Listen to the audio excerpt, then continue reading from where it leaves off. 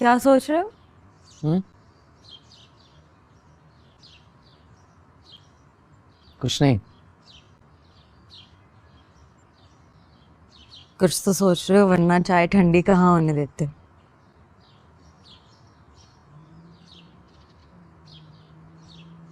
यही सोच रहा हूँ कि आदमी शैतान है या फरिश्ता।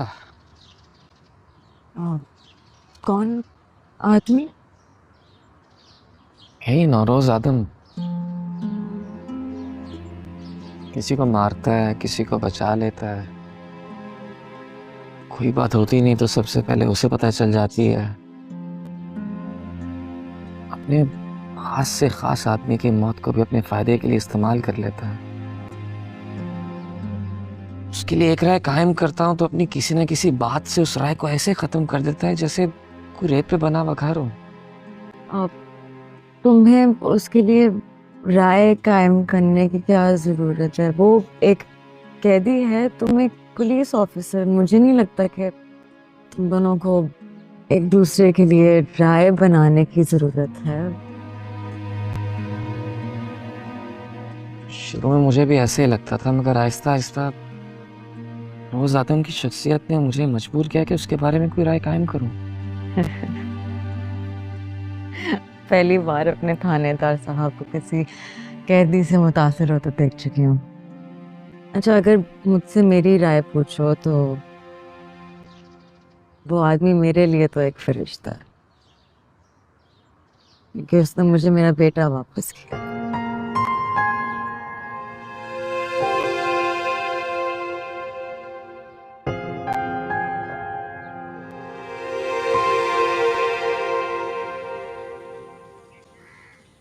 शामिर जी।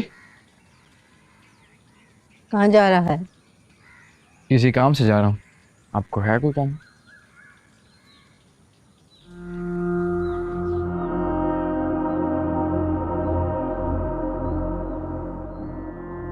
बाबू के साथ दुनिया को बांटने।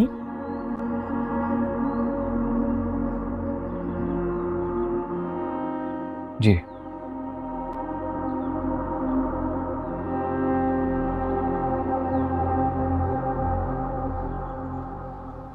तेरे बाप हर बड़ा फैसला करने से पहले मुझसे मशवरा जरूर करता था, और तू कोई बात ही नहीं करता। कोई करने वाली बात होगी तो जरूर करूँगा। के फैसले की मैं बहुत अहमियत करता हूँ। जरूरत होगी तो लूँगा। निम्रा को वापस कर दो। नहीं, बहन है मेरी।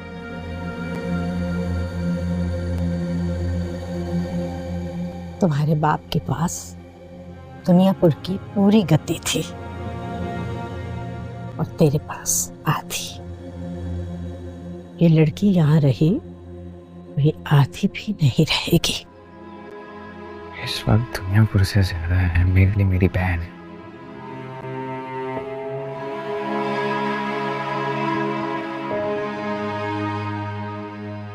तेरा बाप ऐसा नहीं सोचता। जब वो आएंगे तो वो अपना फैसला करेंगे। ये मेरा फैसला है।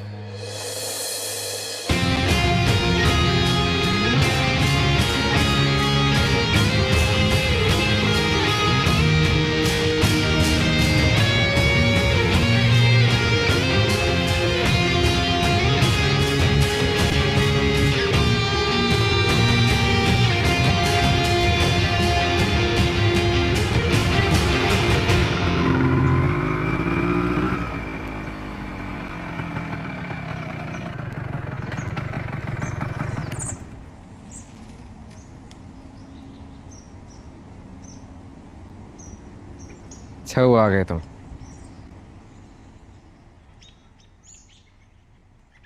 मैं साथ चलने नहीं आया। फिर? साथ छोड़ने का सोच रहा हूँ, यही बताने आया हूँ। मतलब?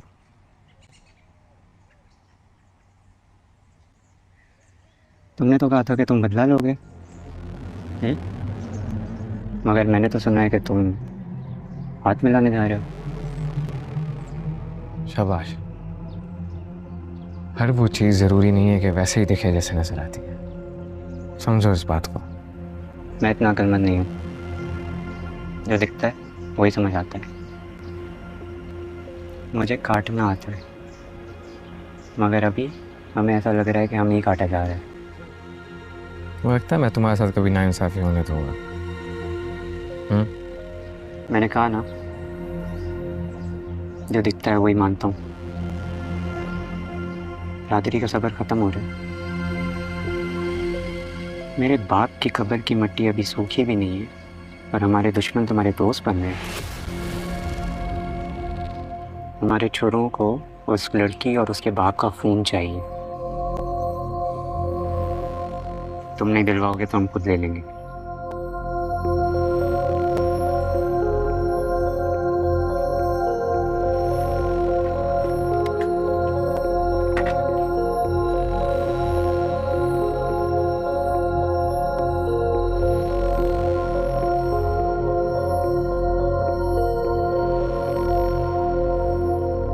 जाइए, सूप पी लीजिए।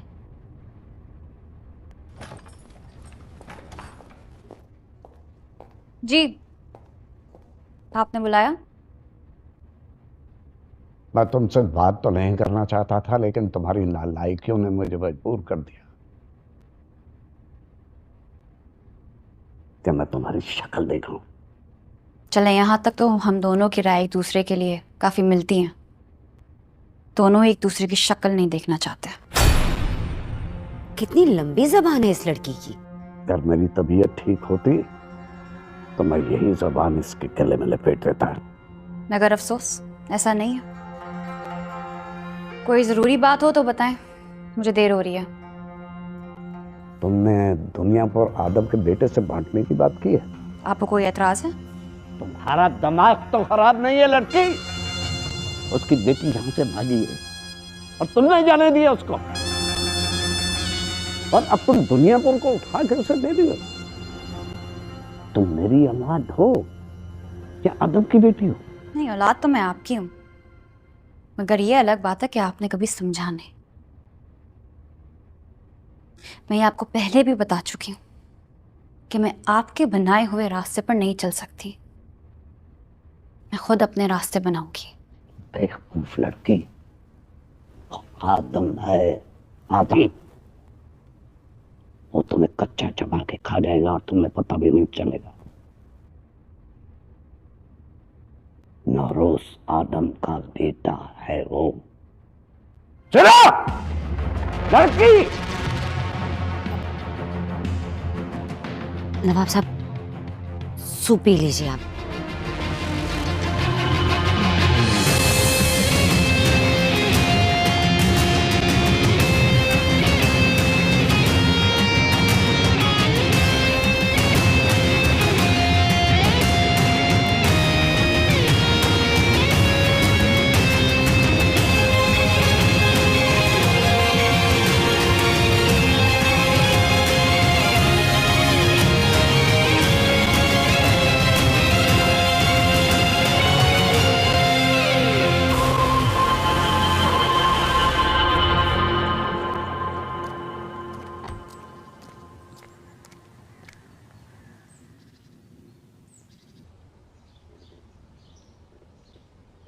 Thank you.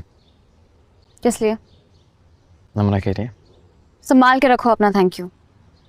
छोड़ा मैंने है, वापस लाने वाले बहुत हैं। काफ़ी ज़ख्म दिए उसने नवाब साहब को। जिस वक्त वो ठीक होंगे उसी वक्त उसको वापस लाने की कोशिश करेंगे। तुम अपने बाप की बात करती हो, मुझे तो ये तक नहीं पता जब साहब वापस आएंगे तो क्या फैसला लेंगे। इसका मतलब तुम भी आदमों की तरफ से फैसला करने का मुकम्मल इख्तियार नहीं रखते। ये मतलब?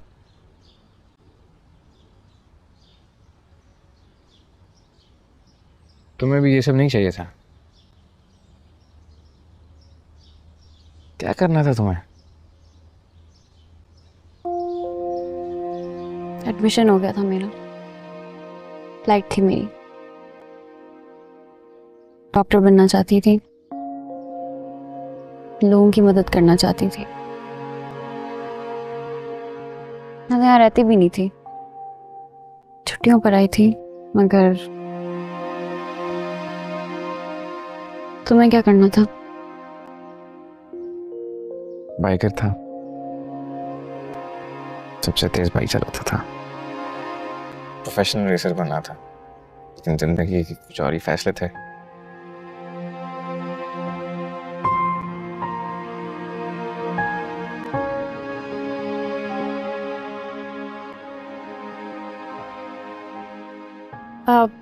क्या सोचा तुमने दुनियापुर को बांटने का?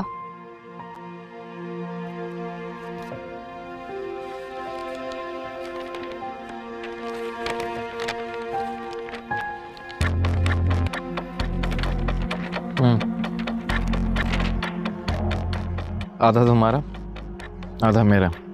हथियार की मार्केट मेरे पास रहेगी। हथियार जिस बॉर्डर से आएंगे वहां से तुम अपने आदमी हटाओगी। कसाई तुम्हारे, लोहार हमारे। कोयले की कान से तुम अपने आदमी हटाओगे, वहां पे उनका कोई काम नहीं होगा। ना तुम्हारे आदमी हमारी तरफ आएंगे, ना हमारे आदमी तुम्हारी तरफ। जो कारोबार लकीर के उस तरफ है वो तुम्हारे, और जिस तरफ है वो हमारे। ये हमारी आखिरी मुलाकात है। आखिरी? हाँ, जरूरत पड़ी तो मिल लेना, वरना मिलने की कोई वजह नहीं है। कैसे निभाए मोहब्बत के मजबूरियां बेपनाह है, जहां आशिकों को है मुजरिम बनाया वहीं इश्क होता फना है। के राह है जुदा अगर हो गई, ना समझ ना हमें बेवफा। ये गर्द जब उठती है तो बन जावे तूफानी, अंगार की ललकार है ये बिफरी जवानी। सर झुक गया तो क्या भला हम मुंह दिखाएंगे, दस्तूर ये दुनिया के है परसों की कहानी। नहीं, यकीन कर लो।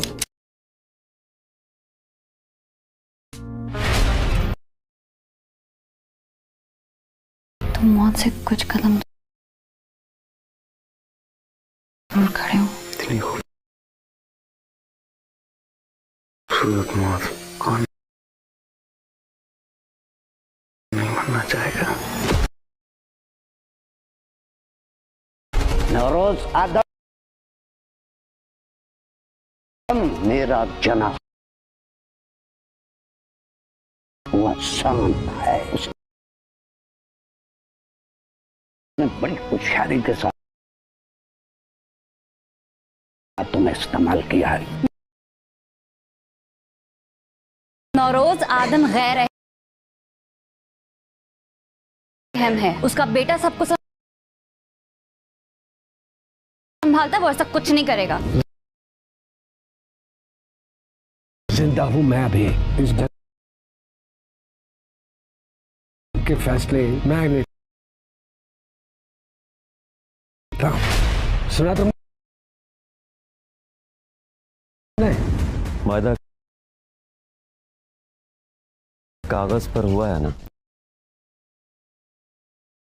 और कागज पर ही रह गया। पूरी कसाई बिरादरी यही चाहती है, जितने दिन वो लड़की जिंदा रहेगी उतने दिन मेरे बाप की रूह तड़पेगी। मिलेगा तुम्हारे बाप की रूह को सुकून, मरवा दो बाप की बेटी को। क्या कहा आपने? मैंने सुना नहीं ठीक से। कसाई को मारा है उसने, बदला तो लेना पड़ेगा।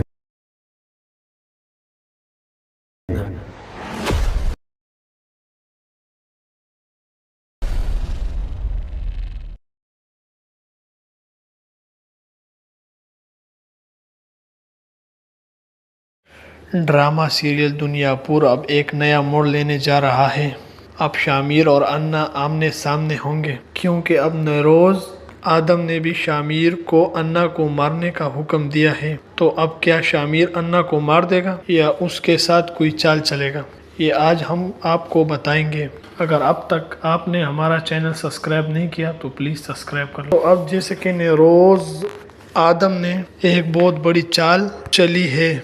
उसने न सिर्फ अपने आप को जेल से छुड़वाया है बल्कि आधा दुनियापुर को भी कब्जे में लिया है। लेकिन ना तो इस बात को अभी तक शामिर को पता है ना ही अना को। लेकिन इस चाल को जहाँ आने वाले एपिसोड में सबसे पहले तो शामिर अन्ना से उसके घर पहुंच जाएगा और रस्सियों से चढ़कर अन्ना के कमरे तक आ जाएगा, जहाँ फिर अन्ना शामिर को देखेंगे और हैरान हो जाएंगे और कहेगी कि तुम यहाँ पर क्या कर रहे हो, मैं कोई ख्वाब तो नहीं देख रही हूँ। और तब शामिर कहेगा कि मैं हूँ, यकीन करो। और तभी आना अपनी गन शामिर पर तान लेगी और कहेगी कि तुम अपने मौत से सिर्फ कुछ ही कदम दूर हो। अगर मैं चाहूँ तो अभी के अभी तुमको मार सकता हूँ, तुम्हें कोई बचाने नहीं आएगा और तुम्हारी लाश बाहर तक भी नहीं जा पाएगी। और तब शामिर कहेगा कि अगर इतनी खूबसूरत मौत हो तो कौन नहीं मरेगा, लेकिन मैं सारा का सारा खतरा लेकर सिर्फ तुमसे मिलने आया हूँ, क्योंकि मैं तुम्हें एक अनोखे अंदाज में शुक्रिया अदा करना चाहता हूँ। इसीलिए मैं तुम्हारे कमरे तक पहुँच गया और तुम्हें ये भी बता दिया कि तुम्हारे कमरे तक पहुँचने में मुझे अब ये भी बता दो कि मुझे तुम्हारे पास आने से कोई चीज़ भी नहीं रोक सकता और मैं भी चाहूँ तो तुम्हें एक पल में भी मार सकता हूँ। तुम्हारे बंदे अभी इतने ताकतवर नहीं हुए कि शामिर आदम को रोक सके, लेकिन अब मैं शुक्रिया अदा करने आया हूँ और ये मेरा एक अंदाज़ है। अन्ना शामिर को बोलेगी जैसे आए हो वैसे चले जाओ, जहाँ अब आना और शामिर में मोहब्बत हो जाती है। लेकिन मुझे ऐसा लग रहा कि इन दोनों में से कोई एक, खासकर शामिर, अन्ना के साथ कोई गेम खेलने की कोशिश कर रहा है और ज़रूर एक न एक दिन इन दोनों में से कोई एक धोखा ज़रूर देगा, जहाँ अगले ही दिन रोज़ आदम भी पेशी के लिए जाएगा, जिसके बाद नरोज आदम को छोड़ दिया जाएगा और बहुत धूमधाम से उसका स्वागत किया जाएगा। गले में हाथ डालकर उसकी खुशियां मनाएंगे। नरोज आदम मिठाई का डब्बा खोलकर मीर हसन को देगा। कहो, मैंने तुमसे कहा था कि मैं बहुत जल्द बाहर आऊँगा और कहीं मेरी एक एक बात सच निकली। अब तो तुम मानते हो ना, अब मेरी रिहाई की खुशी में भी शामिल हो जाओ। जहाँ अब नरोज आदम आने पर पहले अपनी बेटी से मिलेगा और तब नबरा रोते हुए अपने बाप के गले लग जाएगा। जहाँ अब नरोज आदम को भी पता चल गया कि उसने बहुत बड़ी गलती की है, कि मुझे यही लग रहा है कि यहाँ पे ऐसा लग रहा है कि नरोज आदम अब निमरा को इस्तेमाल करेगा ताकि वो नवाब को ख़त्म कर सकें, क्योंकि जैसे ही इससे ये बात पता चली कि नवाब निमरा ने ज़ख्मी करके फेंक दिया था और वहाँ से भाग चुकी है, तो इसे इस बात की हैरानी होगी। जहाँ पर जैसे ही नवाब को पता चलेगा नरोज आदम जेल से बाहर आ गया है, तो वो भी अना को सामने पेश होने का हुक्म देगा। जैसे ही अना इसके सामने आएगी तो वो अना से कहेगा, तुमने बहुत गलत किया, तुम्हारे वजह से नरोज आदम भी बाहर आ गया है और आधे का आधा दुनियापुर भी ले गया। तुम्हें पता भी है कि तुमने कितनी बड़ी गलती की। नरोज आदम मेरा पाला हुआ सांप है, उसने तुम्हें इतनी होशियारी से इस्तेमाल किया, तुम्हें पता ही नहीं चला। ये सारी की सारी इसी की चाल थी। उसने बैठे बैठे सब कुछ कर लिया, तुमसे बिना लड़े पूरा दुनियापुर ले लिया और तुम्हें पता तक नहीं चला। अना ये बात नहीं मानेगी और कहेगी मैंने ये बहुत सोच समझ के किया और नरोज आदम को कुछ भी नहीं कर सकता, क्योंकि अब दुनियापुर का कंट्रोल उसके बेटे के पास है। इसका बेटा ऐसा कोई हरकत नहीं कर सकता जिसकी वजह से हमें उनसे लड़ना पड़े। यहाँ फिर नवाब कहेगा, अभी तक आदमों को जानती नहीं हो, लेकिन वो मेरे ही गुलाम रह चुके हैं, मैं उनके रग रग से वाकिफ़ हूँ। वो जल्द ही हमें अपना दुनियापुर भी पूरा ले लेंगे, क्योंकि तुमने निमरा को भगाने में भी कोई कसर नहीं छोड़ी। और अब अन्ना अपने बाप से कहेंगे कि अब पूरा कमांड आदम के बेटे के पास है और वो ऐसा कुछ नहीं करेगा। अगर इसने कुछ किया तो मैं उसे मार दूंगा।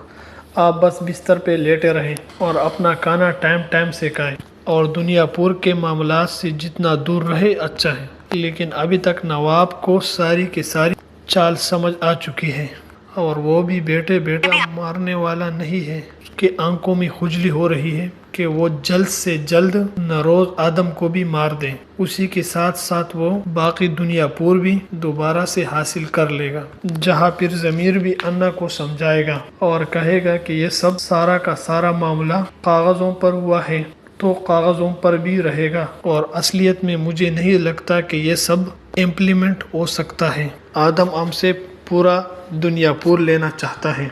जहाँ आना कहेगी कि मैं कुछ देख लूँगी, परेशान मत हो।